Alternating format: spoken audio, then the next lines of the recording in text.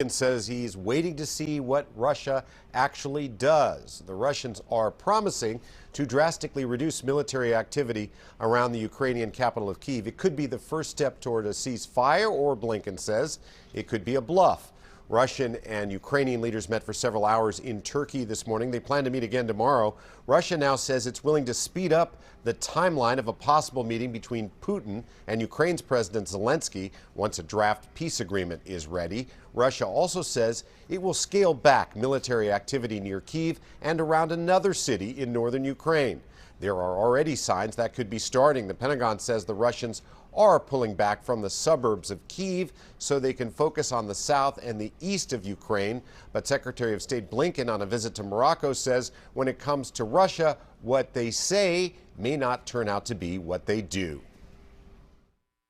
That we're focused on what they do, not on what they say. And so I can't tell you whether these statements reflect some reorientation of the aggression to focus only, in quotation marks, eastern and southern Ukraine, or whether this is a means by which Russia once again is trying to deflect.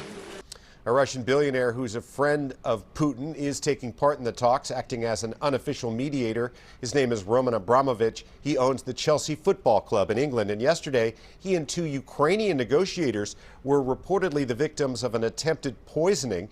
They suffered sore eyes and peeling skin.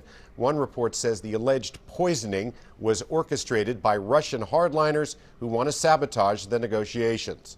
While the talks go on, Russia is keeping up its bombing campaign. Russian troops blew a massive hole in a 9-story government building in the southern city of Mykolaiv. An unknown number of people were hurt or killed. 11 people were said to be trapped in the ruins. And Russia also carried out an airstrike on an oil depot in western Ukraine. It's the second time they've targeted a fuel depot in that part of the country in the last several days. President Biden says he's not walking back a comment he made over the weekend when he declared that Vladimir Putin cannot remain in power. He insisted he's not calling for a regime change in Moscow. A reporter asked him to explain that.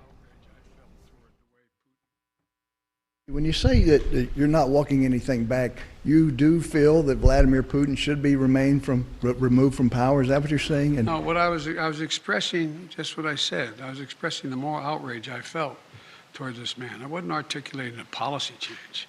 And I think that, he continues on this course that he's on. He is going to become a pariah worldwide.